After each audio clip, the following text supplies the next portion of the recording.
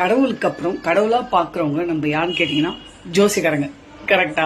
நம்மளுக்கு எதனா ஒரு பிரச்சனைனா கடவுள்கிட்ட வேண்டும். அதுக்கப்புறம் நம்ம பிரச்சனை யார்கிட்ட சொல்லணும்? ஜோசியக்காரங்கிட்ட தான் சொல்லுவோம்.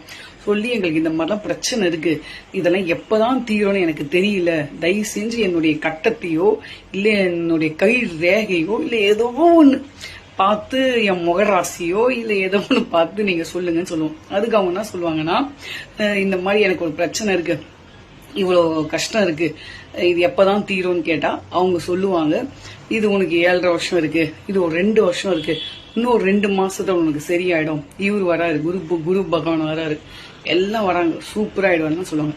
அப்போ இதுல இருந்து என்ன புரியுதுன்னா, ஏற்கனவே நம்ம கிட்ட அவர் எழுதி வச்சிருக்காரு. அப்போ நான் கடன் வாங்குறதோ எனக்கு கஷ்டம் வர்றதோ அது என்னுடைய இது கிடையாது, அவர் எழுதி வச்சபடி நடக்குது, அவ்வளவுதான்.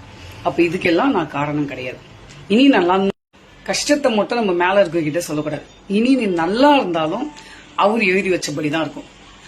ரம்மங்க இந்த அளவுக்கு டாப் ஆயிட்டா எப்படா அப்படின்னு நினைச்சீங்கன்னா கண்டிப்பா அது மேல இருக்கிறது தான், அதை நீங்க குறிச்சுக்கலாம். நன்றி.